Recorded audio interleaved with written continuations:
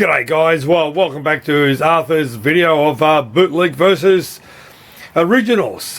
This time I'm going to be talking about SNK. You know, every time someone says, oh, SNK, they think of Neo Geo. Well, the old Neo Geo. But originally SNK has been around for a long time. I had to do a bit of Googling, and they were from 1979 doing games back in the day. So a lot of people didn't take much love to their games, but they were a small little, there was a company making games on the sideline, you know. So these ones what you see in front of is, you've seen it once before in my video number one, when I started about between originals and bootleg. So this is a POW, and this is a POW bootleg, and this is the only one I've got that has a bootleg of SNK. Trust me, I Google try to find some bootlegs of them, but this is the only one I've found. So like I said in the first video, if you have a good look between the bootleg version and the original, that half of the board looks exactly the same. But I did a bit of researching between this daughter board and this daughter board. These are all 512s. These are all 1 meg EPROMs. So that's why they're so big here and there, because they're half, that's 2 of those is 1 of those. So that's what they did that. But if you look over here, like I said to you in the first video, they're all identical basically, you know, of this. But I've prepared my notes. There they are. They're all standing there, some of the SNK ones I'm about to talk to you about. So, as I said, they all look the same. A lot of simple games. But as I said, SNK wasn't much loved. So, moving on, I got my notes here too. I did a bit of researching. SNK, with their games, was how can I explain? How can I explain to you guys? You know, here's one here. I'll explain to you Ikari 3. Ikari 3 is over here. Ikari 3 that was part 3. There had a first Ikari was like a soldier going through. But what SNK did, but not a lot of people don't think about it, they were the first to come up with this rotary joystick where the character can go 360 degrees to shoot all around. Google it. So yeah, so these guys came up with this rotary joystick to make the character spin around 360. This one's had a bit of hard life, but these are really hard to find. So Atari, but have a look at it. They're a simple board. There is no custom chips on them. So like I keep saying to you, it's an easy board to repair. But a lot of people go, oh, it's okay games. But the games are simple. They weren't customized, and they didn't get butchered mainly a lot. Ikari never got, with my notes here, Ikari never had no bootlegs. There was no bootlegs of Ikari. So that is one of it. But don't forget, everyone goes, oh, rotary joysticks. They always think about fucking Midnight Resistance. This is Data East, I'll get to Data East soon. Midnight Resistance used the same joystick. And also everyone goes, oh, and Heavy Barrel. So two games that Data East used the rotary joystick is on Heavy Barrel and Midnight Resistance. So they used the same idea for 2 of their games, and they were much more successful in game-wise. But again, where's the other one I've got here? Here's another one of their boards. This one here is that Super Baseball. Check my notes here. Super Baseball. There was no bootlegs of this game. Again, have a good look. It's pretty straightforward. No custom chips. Easy. Oh, by the way, the guy in Italy, Fabrizio, has remade these. These are the inputs from your buffers for your joysticks. They do blow up. So he's reproduced those. I don't know what he's asking for them, but I'll try and get his link on one of my videos. I've got to find out how to do that. But yeah, have a look. They're really straightforward, but everybody doesn't take the love in SNK games. So moving on, what's this one here? Here's another one. Okay, this is Street Smart. Okay, look at my notes here. Street Smart, again, a basic board. There was bootlegs of this. I don't understand why they boot some games and some games, I got no clue.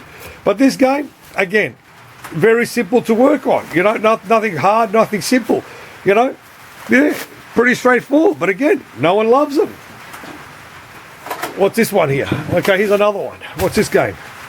This one here is Time Soldiers. Time Soldiers was another game. Was not many around.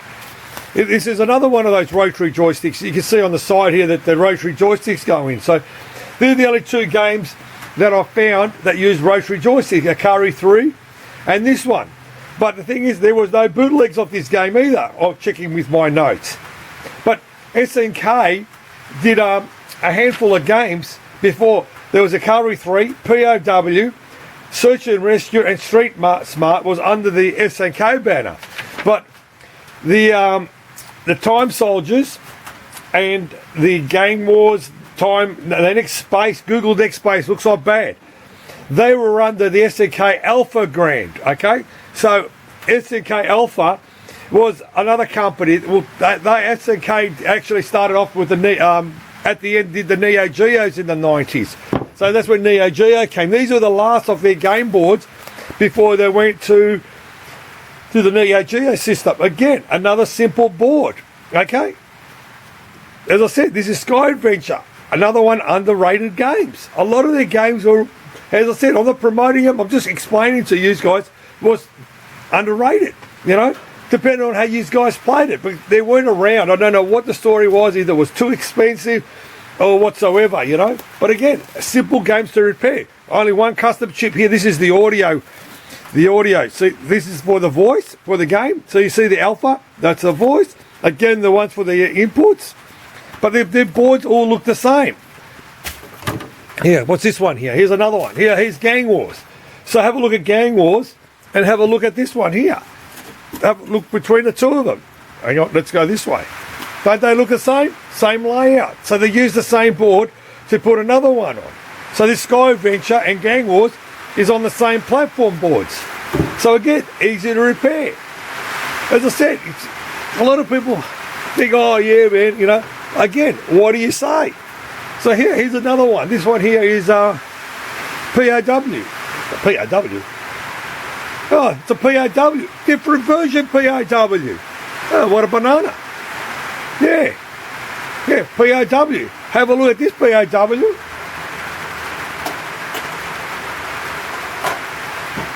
And check this POW out. Yeah, have a look.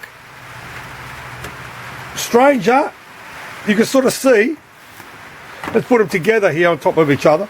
You can sort of see that basically they're all the same. But this one here of this SNK, they put this daughter board on. Okay, let me take the daughter board off. Pretty close. Have a look. Hey, look, see, this one hasn't been cleaned. See? You got your RAM chips, and these are your mask, your hip. Hey, there you go. Have a look. See that? So basically, they did the daughter board system. So they used the same board. But again, SNK were easy. But as I said here, they went to the Neo Geo system. Okay, up into 1990, Neo Geo came out. So yeah, SNK made easy games to repair. Because, I got to explain, I had Prehistoric Island, which was another one of their games, which is not bad, a stroller, which was not bad. Everyone thought, oh, another good game came out was Chopper 1. But Chopper 1 was one of the earlier platform boards, you know. I haven't seen an original. I saw the other day a bootleg version, which the guy had a bootleg version of Pit Fighter. I've never seen a bootleg of Pit Fighter. But again, they're out there if you Google. So, as I said to you, if you Google around, like I do with my notes here, you could find it, basically, what's around, which is a bootleg or not bootlegs. Like I said, they weren't hit badly, the SNK, on their bootlegs. So yeah, this is it basically. This is my talk on SNK. So, as I said, a lot of people are appreciating my talk on games. It's hard to come up with stories behind some of these games. But, as I said, there's so many, and everyone's happy with my videos because they see a lot of different games that I keep pulling out. You know, it's not like the same board I keep pulling out. I always pull out different boards to show, you know. And as I said, I'm a bit of a hoarder.